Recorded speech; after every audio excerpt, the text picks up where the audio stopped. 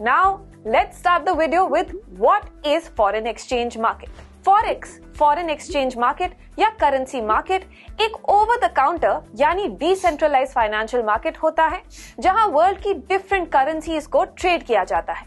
Forex participants के रूप में यहां आपको retail traders, commercial banks, financial institutions, hedge funds और यहां तक कि कंट्रीज के सेंट्रल बैंक्स भी देखने को मिलते हैं। ये हम वीडियो में आगे डिस्कस करेंगे कि इन पार्टिसिपेंट्स का फॉरेक्स ट्रेडिंग करने के पीछे क्या मोटिव होता है। लेकिन फॉरेक्स मार्केट में जितनी भी करेंसीज होती हैं, उन्हें हमेशा पेयर्स में ही ट्रेड किया जाता है।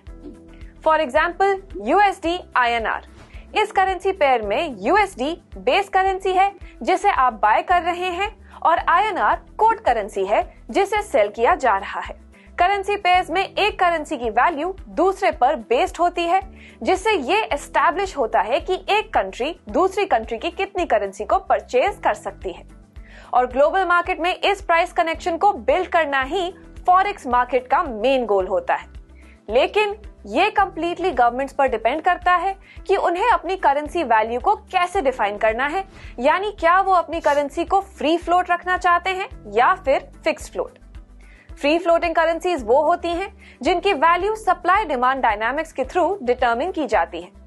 ऑन द अदर हैंड, जिन करेंसीज की रिलेटिव वैल्यू को एक नेशन की गवर्निंग बॉडी डिसाइड करती है, उन्हें फिक्स्ड फ्लोटिंग करेंसी कहा जाता है। जैसे कि Indian rupee, US dollar and Japanese yen free floating currencies हैं, वहीं सऊदी रियाल और पैनामेनियन बाल्बोआ फिक्स्ड फ्लोटिंग करेंसीज की कैटेगरी में आते हैं। Now let's talk about how the forex market operates. जैसा कि हमने डिस्कस किया कि करेंसीज की वैल्यू सप्लाई और डिमांड पर बेस्ड होती हैं, तो अगर किसी करेंसी की सप्लाई मार्केट में उसकी डिमांड से ज्यादा है तो उसका प्राइस नीचे जाएगा, और अगर सप्लाई के कंपैरिजन में करेंसी की डिमांड ज्यादा है तो डेफिनेटली करेंसी का प्राइस इंक्रीज होगा। इसी फॉरेक्स ट्रेड को नेशनल लेवल पर हैंडल करने के लिए कंट्रीज बैलेंस ऑफ पेमेंट या बीओपी अकाउंट को मेंटेन करती है। जब कोई कंट्री फॉरेन करेंसी में पेमेंट करती है तो उस अमाउंट को बीओपी अकाउंट में से डेबिट किया जाता है, और जब उसी कंट्री को फॉरेन करेंसी में पेमेंट रिसीव होती है तो उसे बीओपी अकाउंट के क्रेडिट साइड में एंटर किया जाता है।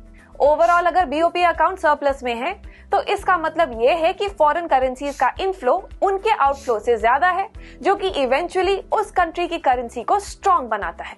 लेकिन अगर बीओपी नेगेटिव यानी डेफिसिट में है तो उस कंट्री में फॉरेन करेंसी की डिमांड ज्यादा है, जिसका मतलब यह है कि उस पर्टिकुलर कंट्री की नेशनल करेंसी वीक है।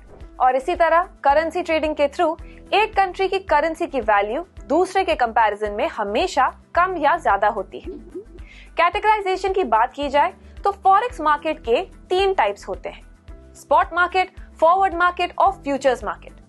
Spot market overall forex market का एक सिग्निफिकेंट पोर्शन होता है, जहां forex trade on the spot settle कर दी जाती हैं, यानी यहां आप करेंसीज को करंट प्राइस पर इमीडिएटली एक्सचेंज कर सकते हैं।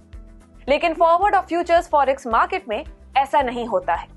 वहां बायर्स और सेलर्स एक फ्यूचर डेट और फिक्स्ड प्राइस पर करेंसी एक्सचेंज की डील करते हैं, यानी इन मार्केट्स में कोई एक्चुअल करेंसी एक्सचेंज नहीं की जाती है। ट्रेडर्स भी यहाँ हेजिंग के लिए फॉरेक्स ट्रेड्स करते हैं। बहुत हद तक फॉरवर्ड और फ्यूचर फॉरेक्स मार्केट सेम ही है, लेकिन उनमें प्राइमरी डिफरेंस ये है कि फ्यूचर मार्केट रेगुलेटेड होता है और वहां फॉरेक्स ट्रेडिंग करेंसी एक्सचेंज के थ्रू होती है। वहीं फॉरवर्ड मार्केट कंप्लीटली एक अनरेगुलेटेड मार्केट है। चलिए अब जानते हैं कि फॉरेक्स मार्केट में कौन कौन पार्टिसिपेंट्स हिस्सा लेते हैं। फर्स्ट, ऐसे इंटरनेशनल बिजनेसेस हैं जो कि मार्केट्स के बीच मनी मूवमेंट करते हैं। फॉर एग्जाम्पल, एक इंडियन कंपनी जो कि यूएस में अपने गुड्स और सर्विसेज प्रोवाइड करती है, वो नेचुरली फॉरेक्स मार्केट के स्ट्रक्चर में इन्वॉल्व होगी, क्योंकि उनके बिजनेस में डॉलर्स और इंडियन रुपीस के बीच एक्सचेंज इन्वॉल्व होगा। फॉरेक्स मार्केट में सेकंड पार्टिसिपेंट रिटेल ट्रेडर्स होते हैं, जो प्रॉफिट बुक करने के लिए अपने खुद के पैसे को एक्सचेंज करते हैं। रिटेल ट्रेडर्स का पोर्शन फॉरेक्स मार्केट में तेजी से बढ़ रहा है, क्योंकि वो सारे कंज्यूमर्स जो कि लग्जरी, ट्रैवल और एजुकेशनल पर्पसेस के लिए करेंसी को बाय या सेल करते हैं, वो इसी सेगमेंट में आते हैं। फॉरेन एक्सचेंज मार्केट के थर्ड और मोस्ट इंपॉर्टेंट पार्टिसिपेंट किसी भी कंट्री के सेंट्रल बैंक्स होते हैं, जो कि फॉरेक्स मार्केट की शुरुआत से ही करेंसी एक्सचेंज सिस्टम का हिस्सा है। आरबीआई और यूएस फेडरल रिजर्व जैसे सेंट्रल बैंक्स कंट्री की इकोनॉमिक स्टेबिलिटी को मेंटेन करने के लिए करेंसी एक्सचेंज के through money supply, interest rates और इन्फ्लेशन को रेगुलेट करते हैं। फॉर एग्जाम्पल, अगर फॉरेक्स मार्केट में इंडियन रुपी की वैल्यू डिक्लाइन हो रही है तो आरबीआई अपने फॉरेक्स रिजर्व्स में से फॉरेन करेंसीज के कुछ पोर्शन को सेल करने का डिसीजन ले सकती है। ऐसा करने से उस फॉरेन करेंसी की सप्लाई मार्केट में बढ़ जाती है और इवेंचुअली उसकी डिमांड भी कम होने लगती है, और ऐसा होने से इंडियन रुपी का डाउन ट्रेंड भी रुक जाता है।